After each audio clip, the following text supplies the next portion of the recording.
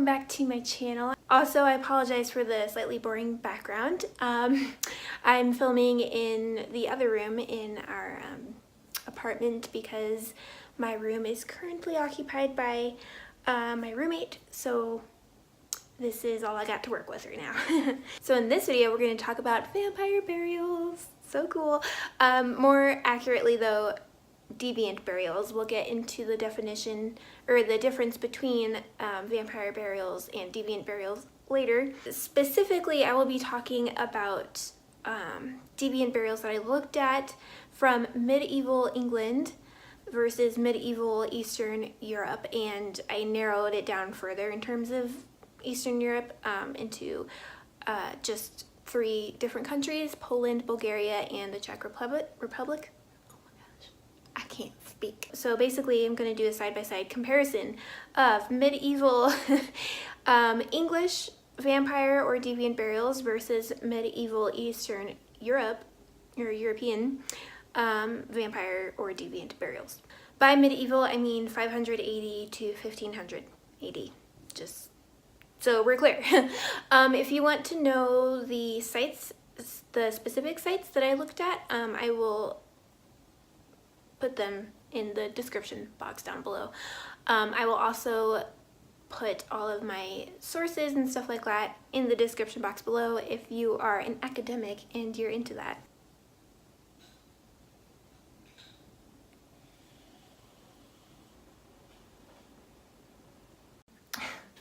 Hooray for changing locations. I really need like my own room. So what I did for this was I looked at all the archaeological sites that I of course have listed below, and I collected all of the data that there was on the deviant burials at those sites. So and compiled it, and here we are. So what I found was that in medieval England, I'm going to be looking at my notes here, so if I'm looking down a lot, that is what I am doing. I'm looking at my notes. So, in medieval England, they would mostly decapitate, bury prone, which means face down, stuff the mouth with charcoal or ash, or line the coffin with charcoal or ash, and bury in an abnormal or separated location from the rest of the normal buried people. Whereas in medieval Eastern Europe, they would mostly cover the body with stones or stuff stones in the mouth. They would use iron restraints and drive a stake or nail through the body, typically through the neck or the chest. So I want to talk about what these differences mean culturally, and like bring in some historical context into this, and also what the similarities mean. So real quick, here somewhere or here is a little, I guess, graph or table that I made of the frequency of deviant burial behaviors that I found in obviously the respective areas. And so there are obviously some major differences, but there are also some similarities. So I want to talk about what those differences and similarities mean. So I think probably the most concrete and interesting and wow kind of fact that I found was that in Poland, there was at least physically no evidence of any deviant burial behavior prior to the introduction of Christianity in the 10th century. That is amazing. That has huge implications. Y'all know what that means? That means that after the introduction of Christianity in the 10th century in Poland, they had to sort of like conform to these new Christian ideologies. Like they had to find different ways to deal with their fear of the undead. Or maybe it could even imply that they didn't even really consider or think about the undead until Christianity came into view. We don't know because, like I said, there's no physical evidence because prior to the introduction of Christianity in the 10th century, they would only cremate. There was only cremation, and even within cremation, there was no clear, like, deviancy, if that makes sense. Like, they just cremated everybody all the time. Everyone got cremated, great. In terms of why medieval English behaviors, deviant burial behaviors, were different, it was in part due to Roman influence, obviously, like Roman cultural influence that deals with decapitation. Also, I think these behaviors, when you think about it, suggest that the medieval English were more spiritual about it. Like, the undead, or their fear of the dead, had more spiritual significance for them than it did those in medieval Eastern Europe. And that's because to them, it was more about purification and punishment. So to purify the dead or signify the need for purity, they would use charcoal or ash. Often it was like hyssop and stuff like that. To keep themselves pure, they buried the deviant far away from them and their other normal dead relatives or whatever. And so to condemn them or emphasize the deviant's sins, the things that made that deviant a deviant in the first place, or the potential to become a vampire in the first place, was to decapitate them and bury them prone. So it was more of a you don't deserve respect kind of thing, or like to signify punishment, condemnation, and to emphasize this person was not a good person by their standards.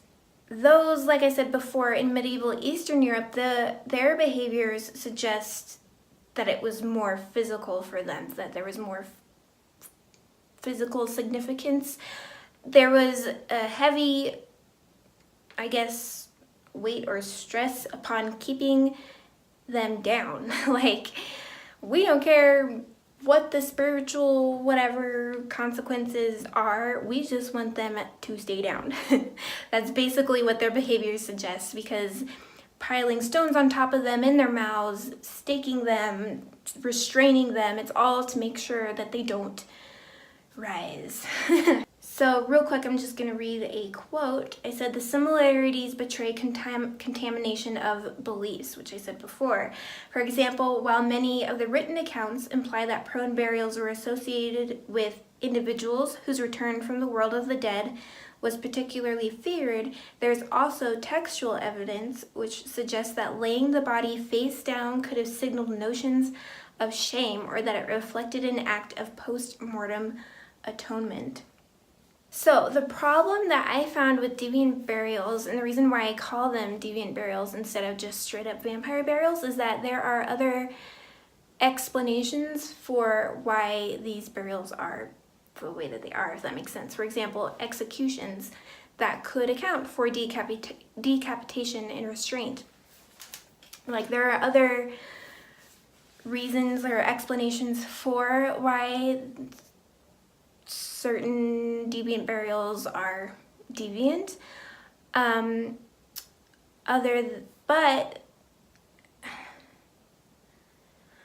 But add folklore beliefs into this physical evidence, this archaeological evidence, suddenly just the deviant having been a criminal in the first place makes them a vampire. Does this make sense? So that's why this whole thing is muddy. It's like, well, is it just a deviant, or did they actually think that this person was a vampire or was in danger of becoming a vampire?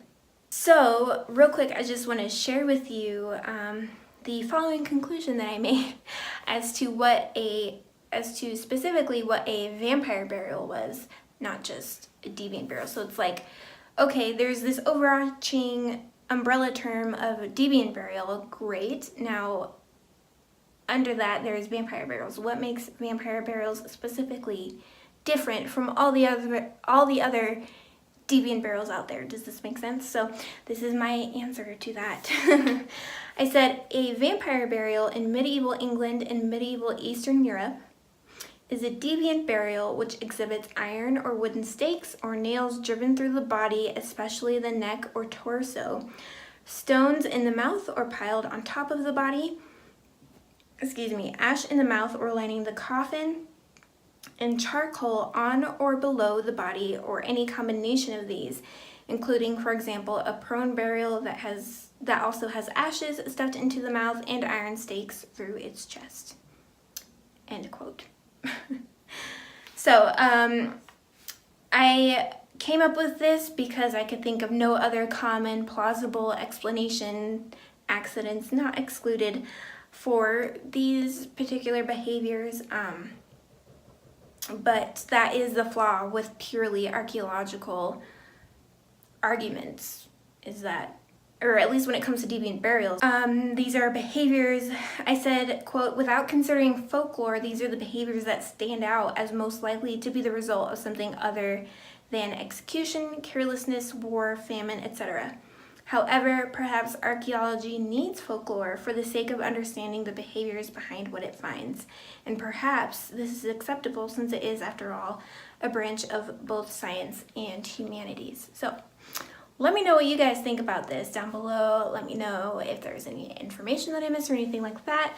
How you guys interpret the difference between the medieval English behaviors and the medieval Eastern European behaviors that we talked about.